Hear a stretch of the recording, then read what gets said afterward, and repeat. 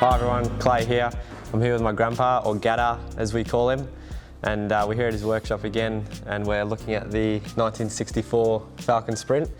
Gadda, what made you want to decide to build a Falcon Sprint? Why wasn't it not a Mustang or something else? Good question. I'll probably have to ramble on for a while, but originally back in New Zealand in the mid-late 60s, a sponsor of mine bought me an Escort to drive over there, which we won the championship in, and he was looking for another car to buy to compete for the outright championship. And at the time when the Escort that he'd bought was due to come to New Zealand, in the last round of the British Championship, Frank Gardner was driving a Falcon Sprint and John Fitzpatrick was driving a BDA Escort, and they were having a massive fight for the British Championship. They both crashed and wrote the cars off. So we couldn't get the Escort, so we tried to buy the Sprint of Frank's sponsor, but it was too badly damaged. So then we just kept going like we did over the years.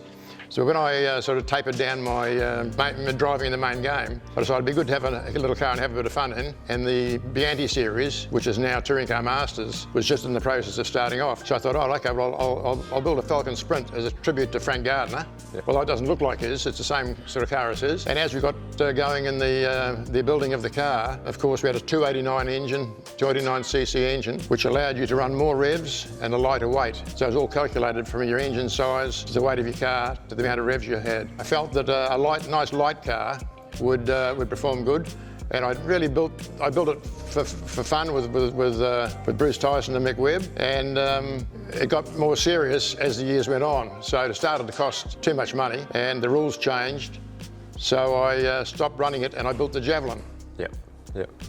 So you won 2 championships in this car. Yes. 2010 and 2013.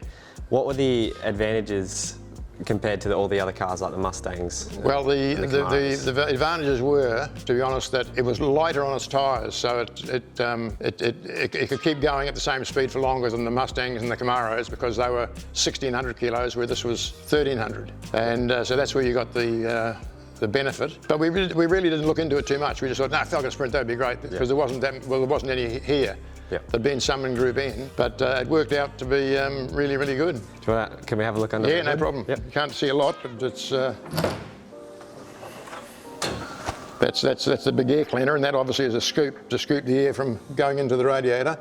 Most of it goes through the radiator, and then the air's picked up by this little flap here, and goes into that which runs really close to under the bonnet.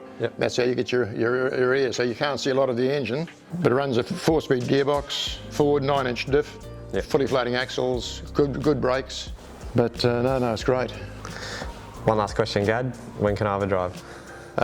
You've got more of a chance of driving the Falcon than you have the BM. Oh yeah.